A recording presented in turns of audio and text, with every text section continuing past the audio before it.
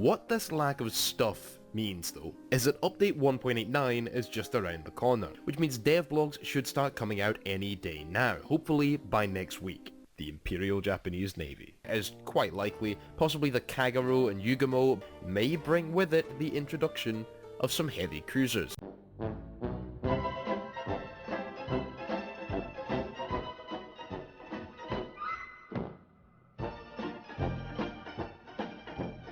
No, I do not know anything about what is coming this patch. Nothing more than sneaking suspicion.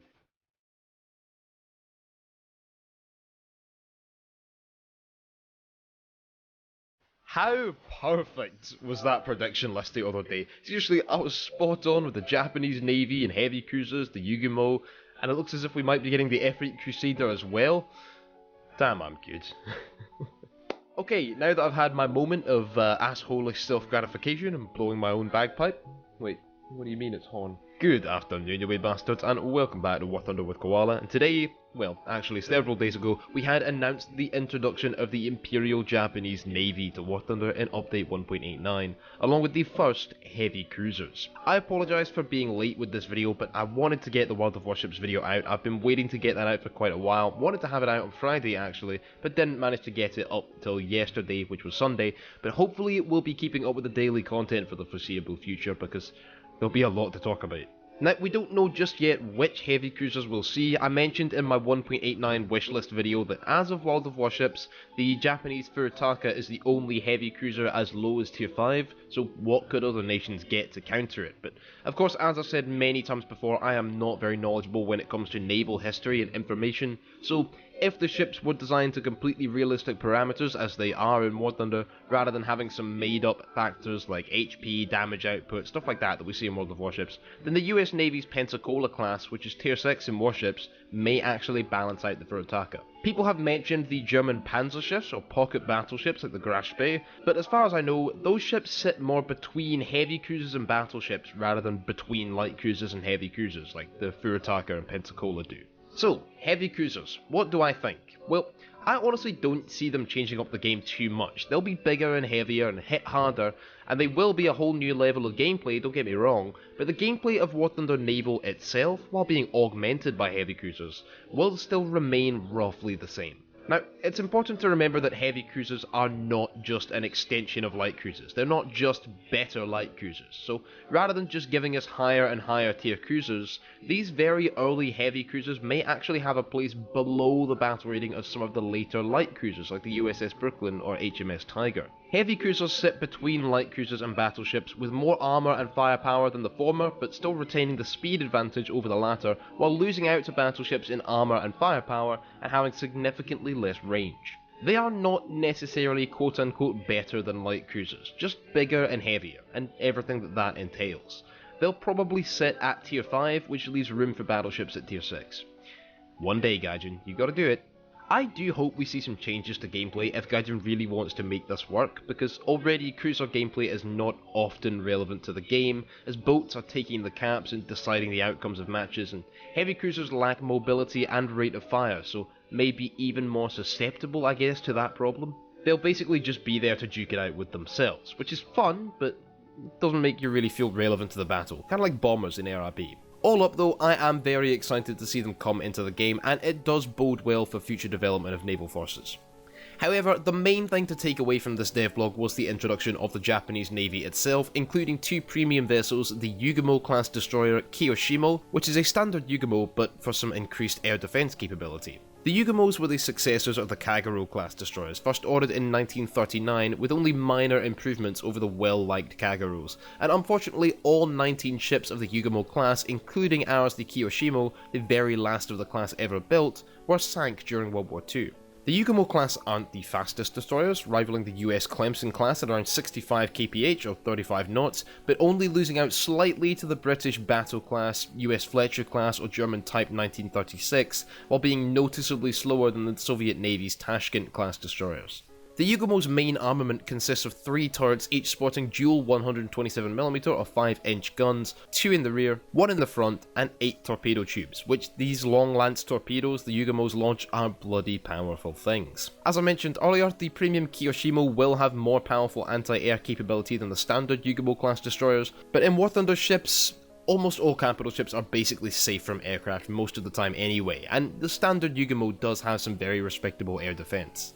The second premium ship, or boat, that we've had announced is the PG-02 Hydrofoil gunboat, which I am slightly concerned about. If you thought the Type 141 Jaguar or Type 143 Albatross, or the Soviet Project 206, 206M and Project 159 were scary, just wait till this little weeb is zipping around the oceans. So this is a hydrofoil boat very comparable to the existing PGH-2, Project 206M and VS-10. It drifts around at over 90 kph and is about the size of a sushi roll. Comes equipped with a 20mm rotary... Guys, it's a Vulcan cannon.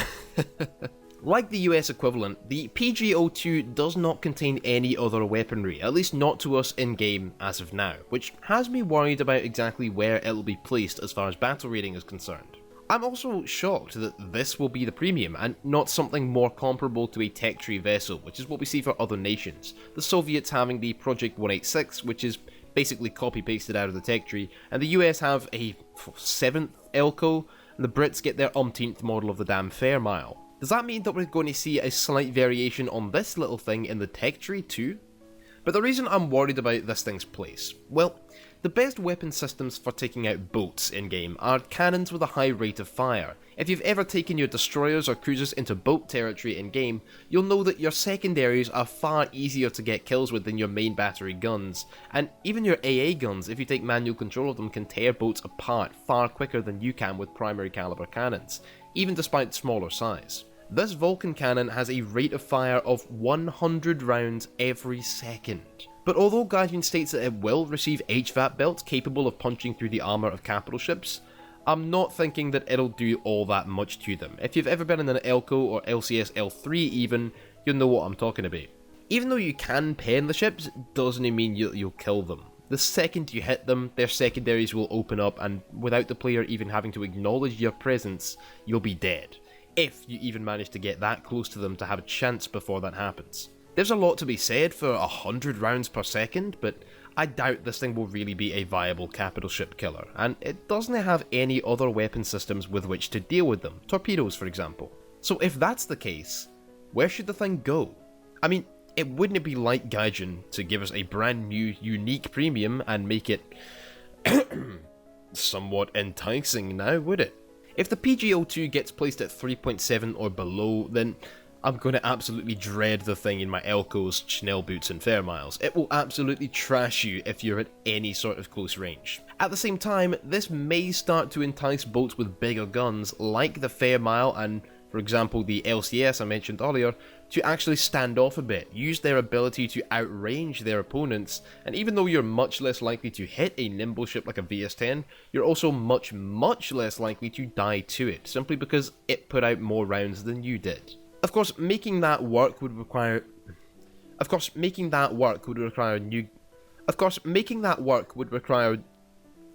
Why can't I say require?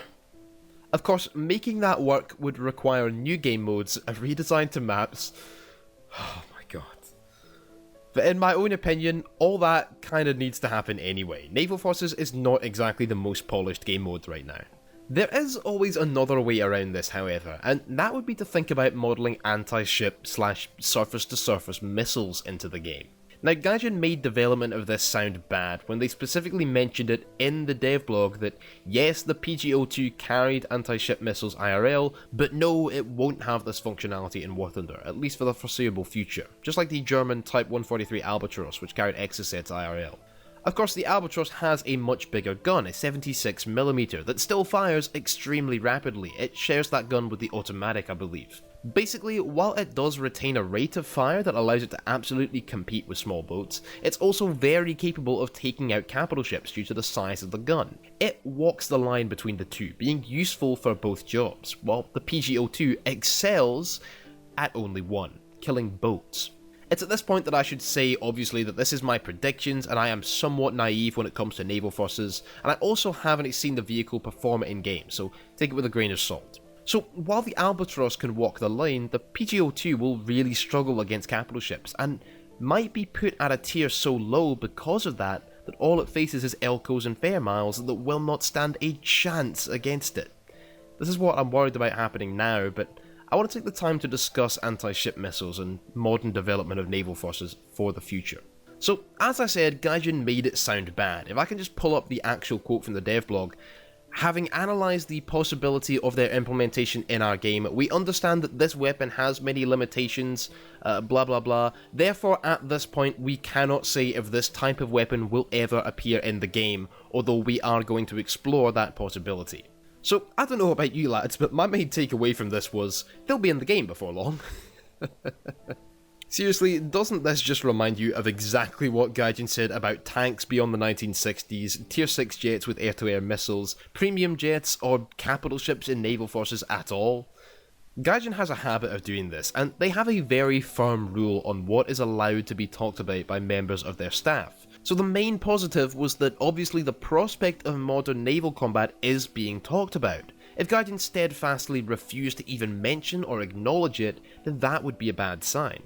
But as with, like I said before, modern tanks, tier 6 jets, or capital ships, Gaijin said an outright no, not gonna happen to all three of those things. I believe their quote about tier 6 jets, the one that I actually made a video about, and then 5 months later all you guys saw that video when the tier 6 jet announcement came and got very angry at me for being wrong. But they said specifically, we have decided not to pursue development of supersonic jets. That was their exact quote. What happened less than half a year later?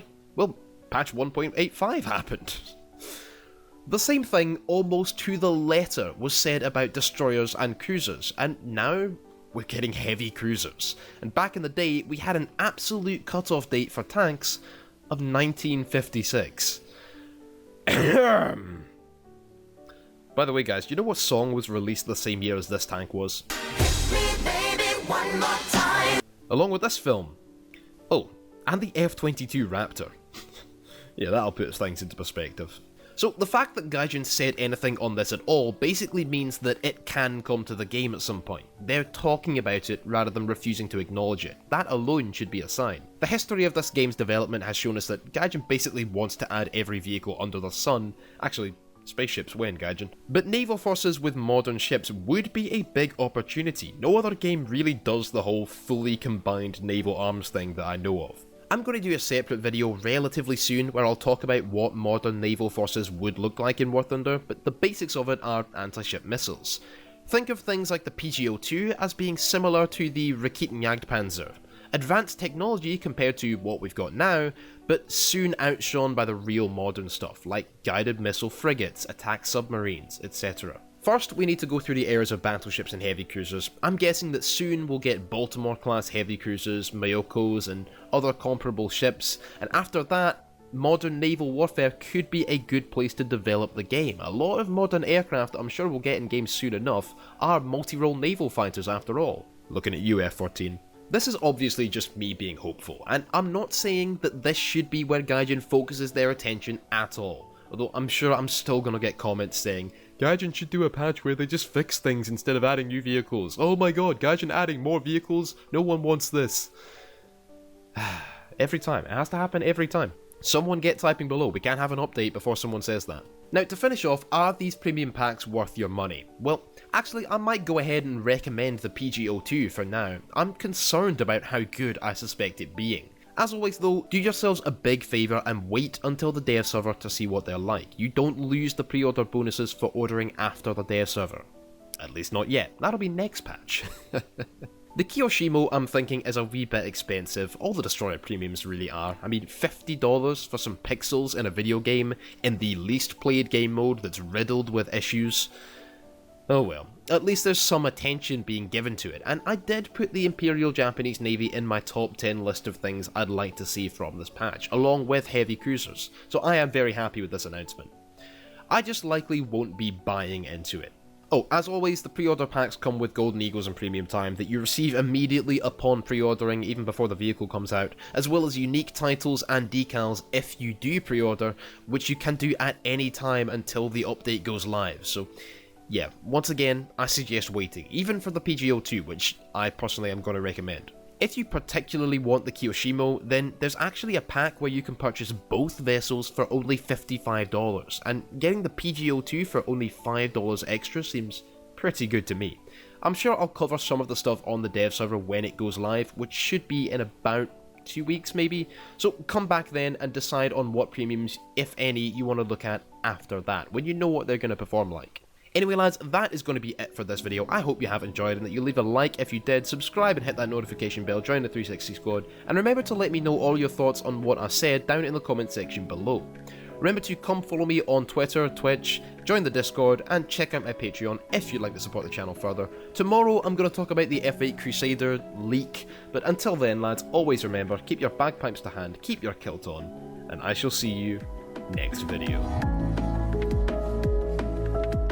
I say a wee thank you to these lads for supporting me on Patreon. Seagull Nuts, DA261, Gisli Garashin and Dark Recon. You lads are bra. If you wish to join them, come check out the link in the description below.